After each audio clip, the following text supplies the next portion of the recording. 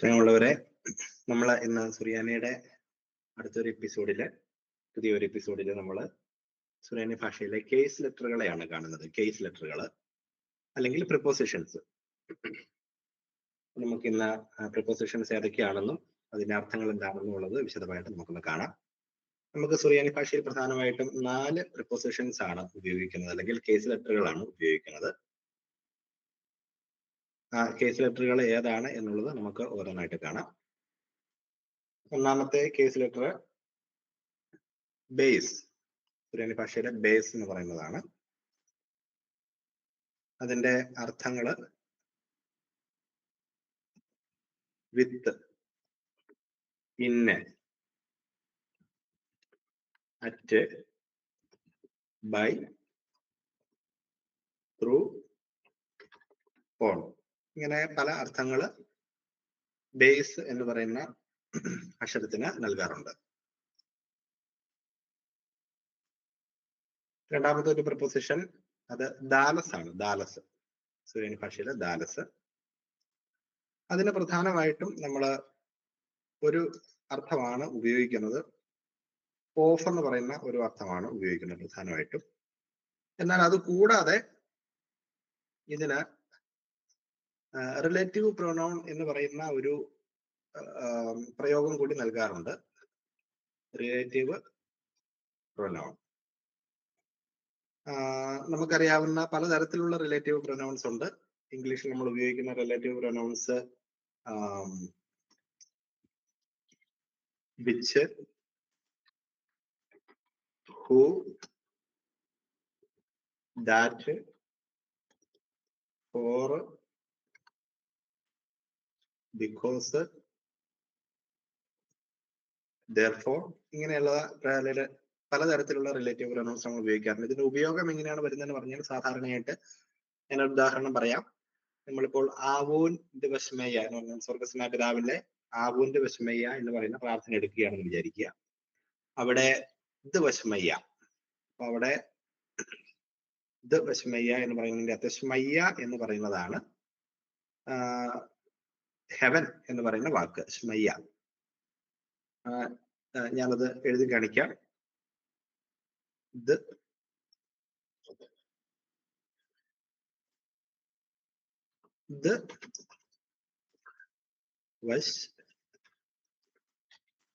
വശമയ്യ. അപ്പോൾ ഇവിടെ ഞാനിവിടെ ഹൈലൈറ്റ് ചെയ്ത് കാണിക്കുന്ന ഇത് രണ്ടും പ്രിപ്പോസിഷൻസ് ആണ്. പക്ഷെ ഇവിടെ സ്മയ്യ എന്ന് പറയുന്നതായിരിക്കും ഇവിടുത്തെ നൗണ്. സ്മയ്യ ആയിരിക്കും ഇവിടുത്തെ നൗണ്. ബാക്കി 2 അക്ഷരങ്ങൾ പ്രിപ്പോസിഷൻസ് ആണ്. പക്ഷെ ഇവിടെ നമ്മൾ പരിശോധിച്ച് നോക്കിയാല് ബേസ് ആണ് യഥാർത്ഥത്തിൽ ഒരു പ്രിപ്പോസിഷന്റെ സ്ഥാനത്ത് നിൽക്കുന്നത്. അതിന്റെ അർത്ഥം ഇൻ എന്ന് വരും. സ്മയ്യ ഹെവൻ ആണെങ്കിൽ ഇൻ ഹെവൻ എന്ന് ഇതിന്റെ അർത്ഥം വരും. അപ്പോൾ അതിന് തൊട്ട് മുമ്പ് വീണ്ടും ഒരു ദാലസ് പ്രിപ്പോസിഷൻ വരുന്നുണ്ട്. അപ്പോൾ നമ്മൾ അതിനെ ഓഫ് ഇൻ ഹെവൻ എന്ന് നമ്മൾ പൊതുവെ പറയാറില്ല. അപ്പോൾ ഈ ദാലസ് ഇവിടെ റിലേറ്റീവ് പ്രൊനൗണിന്റെ റോൾ എടുക്കും. അപ്പോൾ വശമയ്യ എന്ന് പറയുന്നതിനെ ആവൂൻ എന്ന് പറയുന്നതിന് ശേഷമാണ് വശമയ്യ വരുന്നത്. അതുകൊണ്ട് ആവൂൻ ഒരു വ്യക്തി ആയതുകൊണ്ട്, ഞങ്ങളുടെ കർത്താവെ എന്ന് പറയുന്ന വാക്കായതുകൊണ്ട് പിന്നെ എടുക്കുന്ന പ്രപ്പോസിഷൻ അവിടുത്തെ റിലേറ്റീവ് പ്രൊനൗൺ ഹു എന്ന് പറയുന്നതായിരിക്കും. അപ്പോൾ ദാലസിന്റെ ഇവിടുത്തെ റോള് ഹു എന്ന് പറയുന്ന റിലേറ്റീവ് പ്രൊനൗൺ ആയിരിക്കും. അങ്ങനെ വരുമ്പോൾ ഇതിന്റെ അർത്ഥം ഹു ഇൻ ഹെവൻ എന്നാകും. ഹു ഇൻ ഹെവൻ എന്ന് പറയുന്ന മീനിങ് ആയിരിക്കും ഇവിടെ വരുന്നത്. Who in heaven. അപ്പോൾ സ്വാഭാവികമായിട്ടും ദാലസ് ഇവിടെ ഹു എന്ന്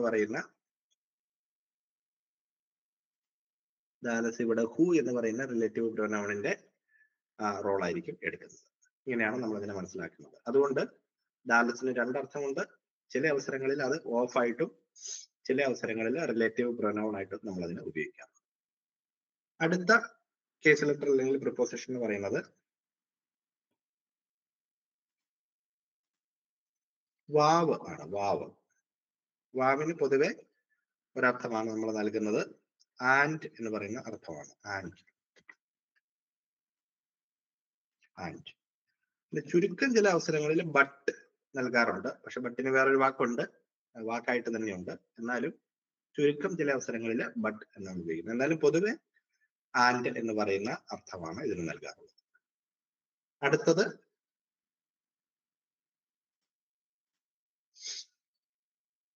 ലാമതാണ്. ലാമതിന് പൊതുവെ നൽകാറുള്ള അർത്ഥങ്ങള് ടു, ടുവേർഡ്സ്, ഫോർ തുടങ്ങിയ അർത്ഥങ്ങളാണ് പൊതുവെ ലാമതിന് നൽകാറുള്ളത്. അപ്പോൾ ഇപ്രകാരം നമുക്ക് സുറിയാനി ഭാഷയിൽ 4 പ്രിപ്പോസിഷൻസ്. ഇതിനെ നമുക്ക് പൊതുവെ ഒരു പേര് വിളിക്കാം, ബദോൽ എന്ന് പേര് വിളിക്കാം. ബദോല്, ബേസ്, ദാലസ്, വാവ്, ലാമത് എന്നീ അക്ഷരങ്ങൾ വരുന്നത് കൊണ്ട് അതിനെ എല്ലാത്തിനെയും കൂടെ ചേർത്ത് നിർത്തി ബദോല് എന്ന് പറയുന്ന ഒരു പേര് നമുക്ക് ഇതിനെ വിളിക്കാം. അപ്പോൾ ഓരോന്നിന്റെ അർത്ഥങ്ങൾ നിങ്ങൾക്ക് ഇപ്പോൾ പിടികിട്ടി എന്ന് വിചാരിക്കുന്നു. ബേസിന്റെ അർത്ഥം വിത്ത്, ഇന്ന്, അറ്റ്, ബൈ, ത്രൂ, ഓർ ഇതെല്ലാം വരും. ദാലസിന് ഓഫ്, അതുപോലെ തന്നെ റിലേറ്റീവ് പ്രൊനൗൺ ആയിട്ട് ഉപയോഗിക്കാറുണ്ട്. വാവ്, ആൻഡ്, ലാമത്, ടു അല്ലെങ്കിൽ ടുവേഴ്സ്, ഫോർ തുടങ്ങിയ അർത്ഥങ്ങൾ. ഇനി നമുക്ക് ഇവ എങ്ങനെയാണ് ഓരോ വാക്കിലും പ്രയോഗിക്കുന്നത് അതും കൂടെ നമുക്കൊന്ന് കണ്ടുപോകേണ്ടതുണ്ട്. ഇപ്പോൾ ഉദാഹരണത്തിന് ഞാൻ ഒരു വാക്ക് എഴുതുകയാണ്, ബൈത്ത.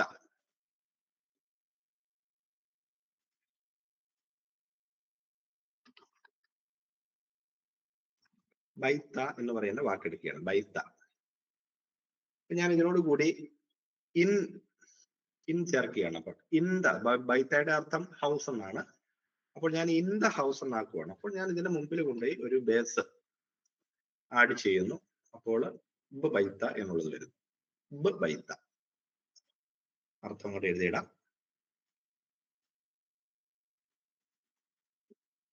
In the house, in the house, ബ് ബൈത്ത.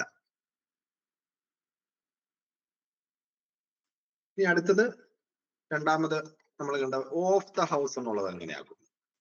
Of the house, of the house വരുമ്പോൾ ഇതേ ബൈത്ത എഴുതുന്നു, ബൈത്ത വരുന്നു. അതിനു മുമ്പ് ദാലസ് നമ്മൾ കൊണ്ടുവച്ചു.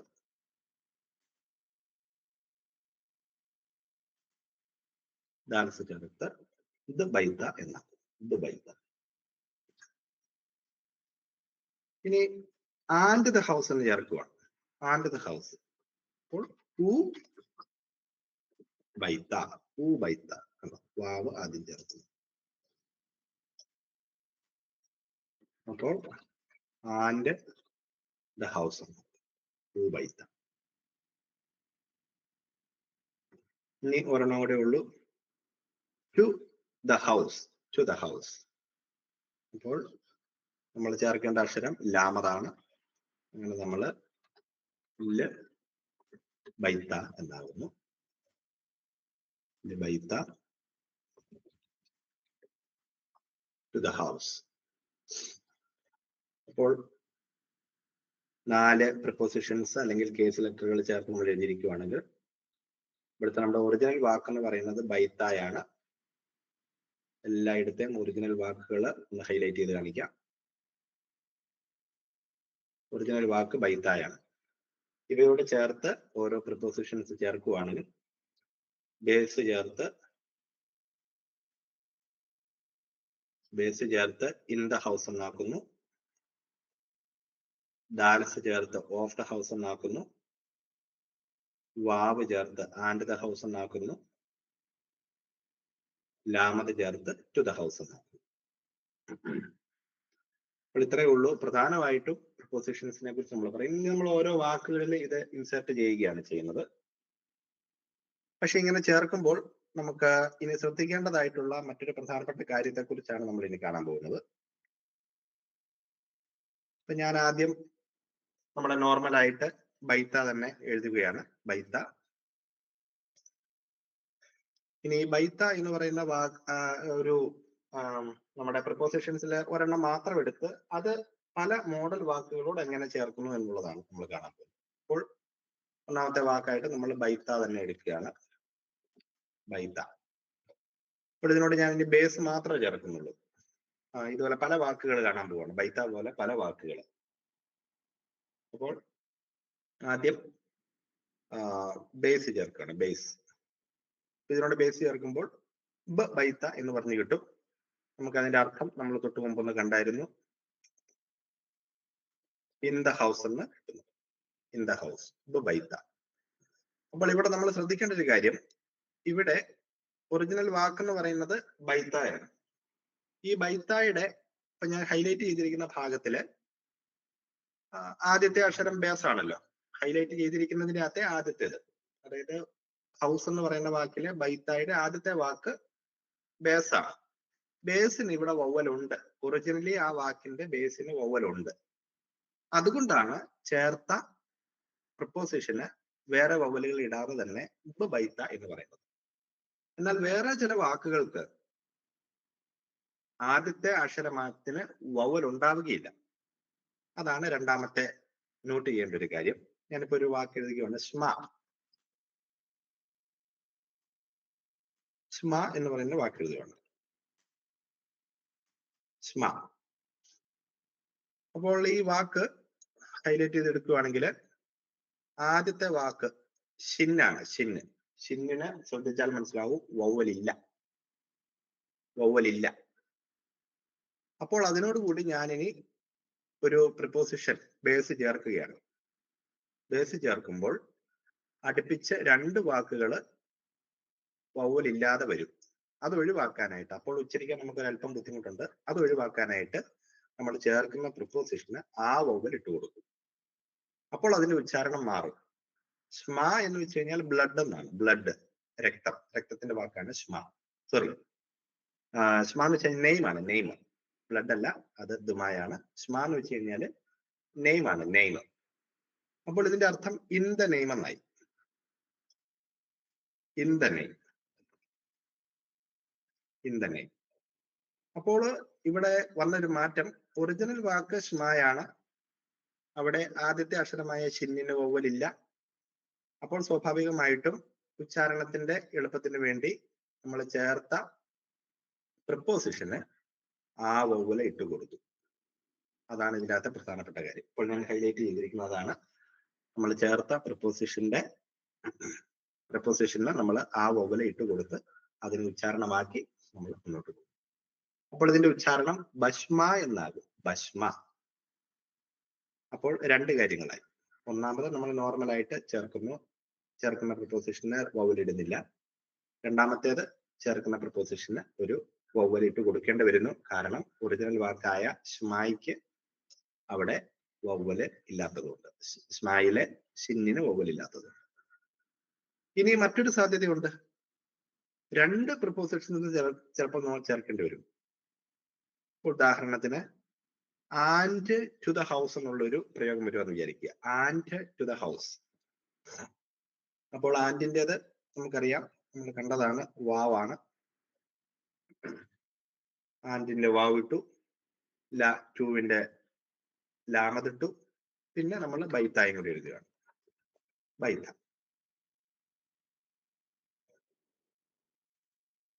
അപ്പോൾ ഇവിടെ പ്രധാനമായിട്ട് ശ്രദ്ധിക്കേണ്ട കാര്യം, രണ്ട് പ്രിപ്പോസിഷൻസ് ചേർക്കുകയാണ്. ഇതിന്റെ അർത്ഥം നമ്മൾ ആൻഡ് ടു ദ ഹൗസ് എന്ന് വരും. ആൻഡ് ടു ദ ഹൗസ്, ഇതാണ് ഇതിന്റെ അർത്ഥം. ഓക്കെ. അപ്പോൾ നമുക്ക് ഇങ്ങനെ വരുമ്പോൾ ഒരു ചെറിയൊരു പ്രശ്നമുണ്ട്. കാരണം തുടക്കത്തിൽ തന്നെ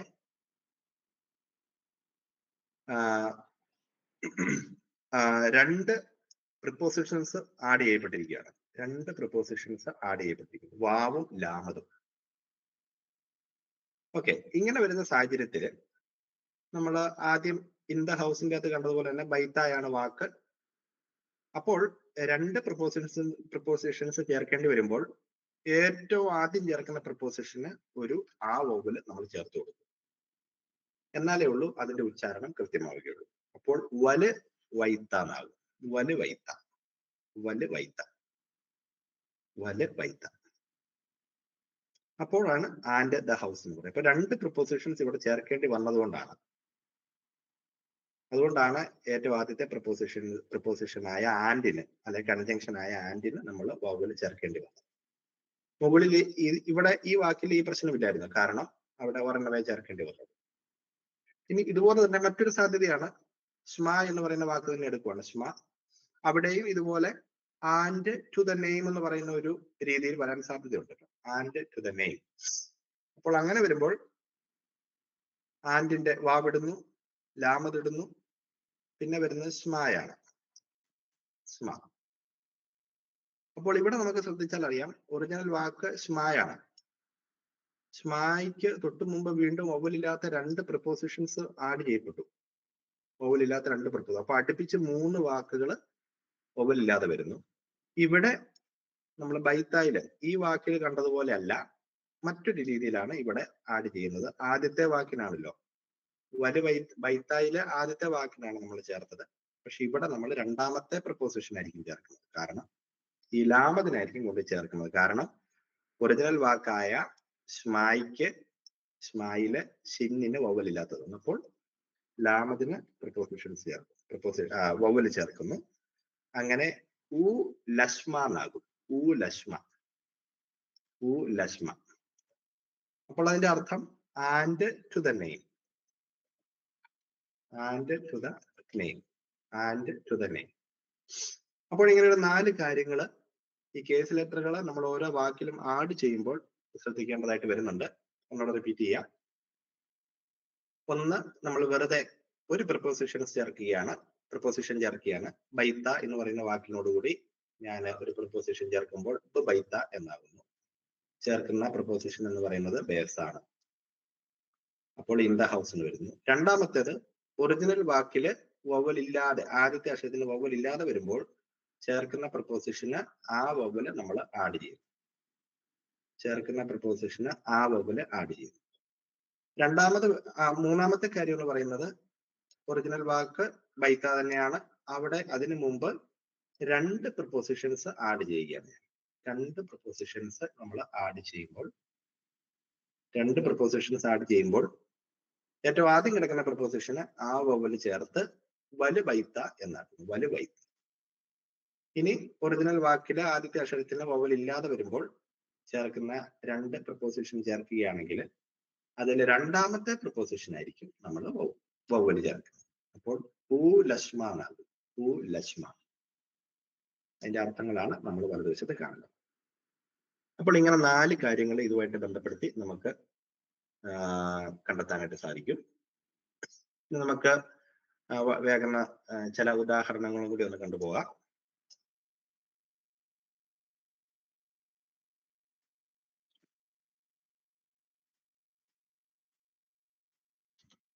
ഓക്കെ, ഞാൻ ചില വാക്കുകൾ ടൈപ്പ് ചെയ്ത് വെക്കാം. അതിനുശേഷം അവയുടെ അർത്ഥം വലതുവശത്ത് കാണിക്കാം. ഇത് ല് പൂമ എന്നുള്ള വാക്കാണ്. ല് പൂമ. ഒറിജിനൽ വാക്ക് പൂമയാണ്. അതിന്റെ അർത്ഥം മൗത്ത് എന്നാണ്. അതിന് വവ്വലുണ്ട്.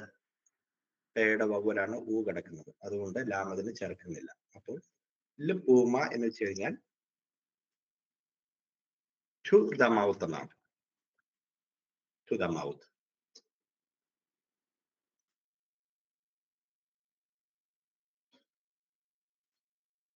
രണ്ടാമതൊരു വാക്ക്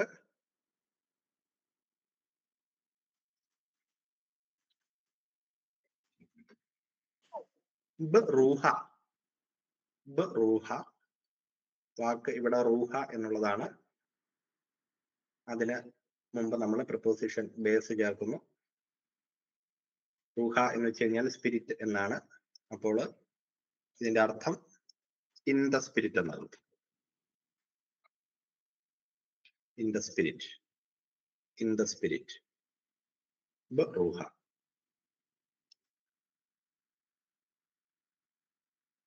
ഓക്കെ, അടുത്തതായിട്ടൊരു നമ്മൾ സാധാരണ പ്രാർത്ഥനകളുടെ അവസാനം ചെല്ലുന്ന പിതാവിനും പുത്രനും പരിശുദ്ധാത്മാവിനും സർവേശ്വര എന്നൊക്കെ പറയുന്ന glory to God, glory to the Father and the Son and the Holy Spirit എന്ന് പറയുന്ന ആ വാക്ക് ഒന്ന്, ആ സെന്റൻസ് ഒന്ന് ടൈപ്പ് ചെയ്യുവാണ്. ആ സെന്റൻസ് മൊത്തത്തിലായിട്ട്.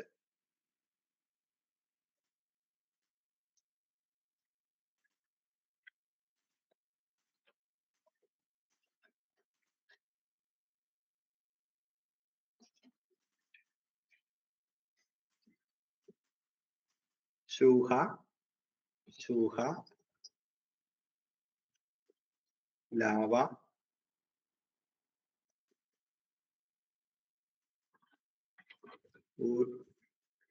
ലൗറ, വല്, റൂഹ,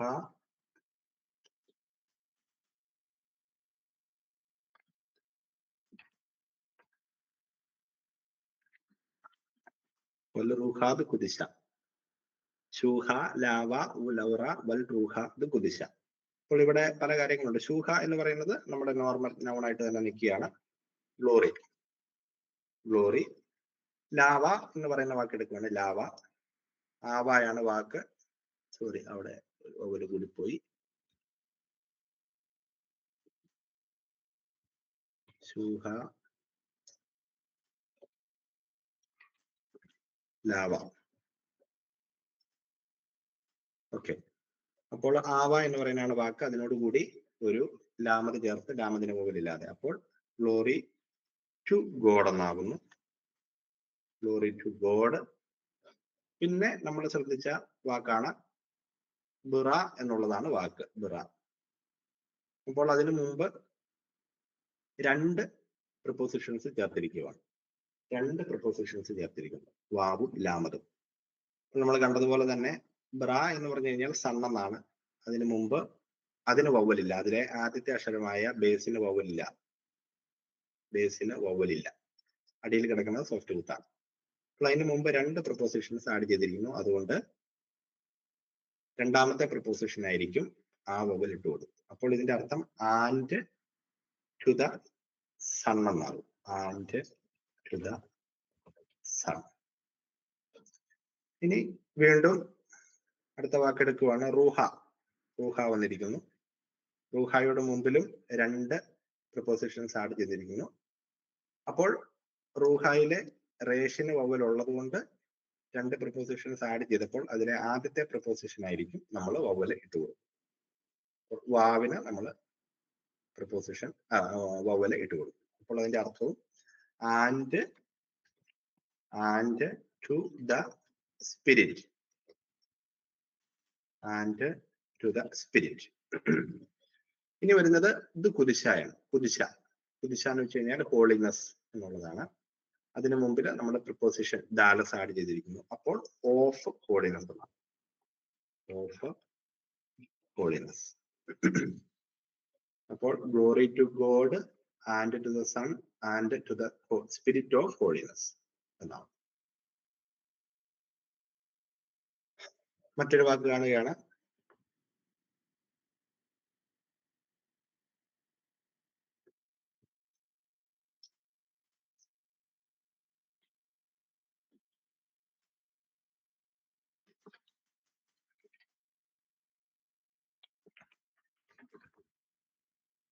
ലാലാഹ.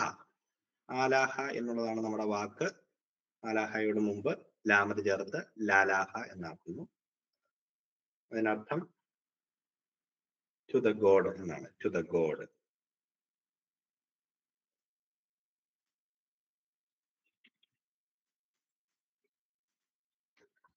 To the God. മറ്റൊരു വാക്കും കൂടെ കാണാം.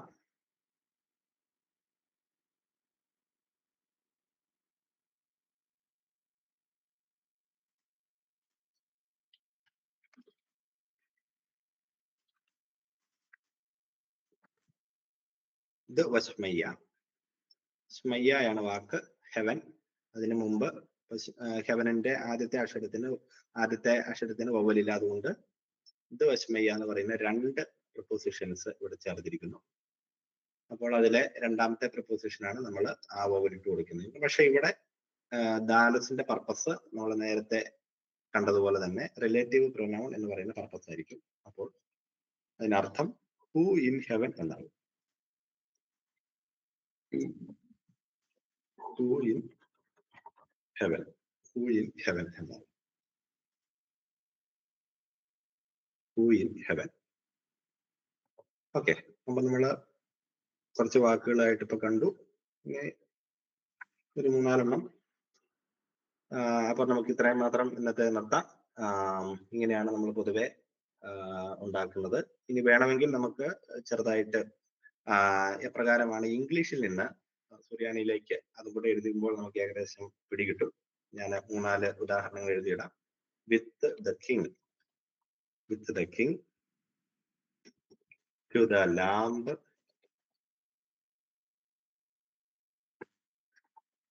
In the world of the Lord and the prophet അപ്പോൾ ഈ വാക്കുകളുടെയും കൂടെ സുറിയാനി നമുക്ക് ഉണ്ടാക്കാം. വിത്ത് ദ കിങ് മൽക്കായാണ്. അപ്പോൾ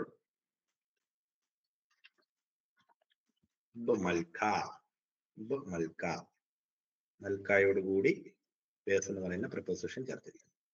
രണ്ടാമത്തെ ലാംബാണ്.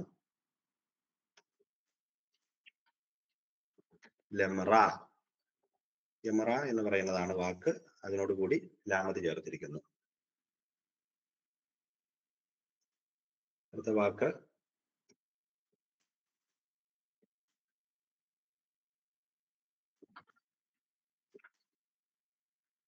അൽമ. വേൾഡിന്റെ വാക്ക് അൽമയാണ്. ആൽമ എന്ന് എഴുതിയിരിക്കുന്നെങ്കിൽ അൽമ എന്നാണ് നമ്മൾ വായിക്കുന്നത്. അപ്പോൾ അത് ബൽമ എന്നാകും. ബൽമ. അടുത്ത് വരുന്നത് ഓഫ് ദ ലോർഡ് ആണ്. മറിയ എന്നുള്ളതാണ്. മാറിയ എന്നാണ് എഴുതിയിരിക്കുന്നത് എങ്കിലും മറിയ എന്നാണ് വായിക്കുന്നത്. ഇത് മറിയ എന്നാണ്. ഇത് മറിയ.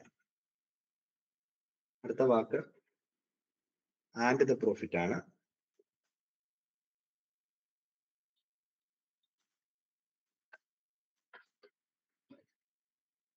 ലിവിയ എന്നുള്ളതാണ് വാക്ക്. അപ്പോൾ അവിടെ ആദ്യത്തെ അക്ഷരമായി മുന്നിന് വവ്വലില്ല. അതുകൊണ്ട് ചേർക്കുന്ന പ്രിപ്പോസിഷന് നമ്മൾ ആ വവ്വലിട്ട് കൊടുക്കുന്നു. അങ്ങനെ വൻവിയ എന്നാവും. വൻവിയ.